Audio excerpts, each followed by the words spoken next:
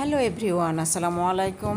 আমি চলে আসলাম ভিন্ন স্বাদের একটি আচারের রেসিপি নিয়ে। আশা করছি আপনাদের ভালো লাগবে। যদি ভালো লাগে তাহলে আমাকে লাইক কমেন্ট শেয়ার করে পাশে থাকবেন, আর যদি ভালো না লাগে তাহলে ইগনোর করবেন।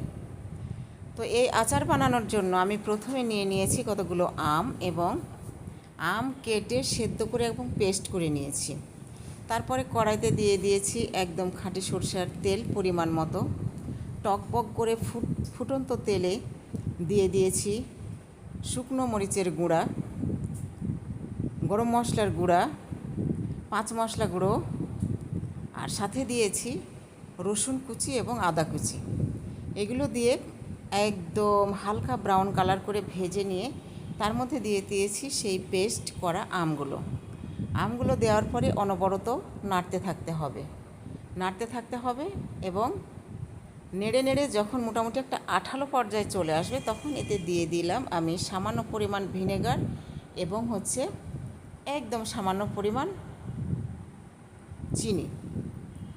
তো আচারের কালারটা একদম অসাধারণ সুন্দর হয়েছে, দেখতেই পাচ্ছেন কি সুন্দর হয়েছে আচারের কালার। তো এই আচার খেতেও কিন্তু অনেক স্বাদ, আপনারা চাইলে নিজেরাও বানিয়ে খেতে পারেন। তা আমার হাজব্যান্ডের এই আচার খুবই পছন্দ, সেজন্যই আমি আচার বানালাম এবং অসাধারণ স্বাদ হয়েছে। আমি আপনাদের বলে বোঝাতে পারবো না, এত বেশি স্বাদ হয়েছে।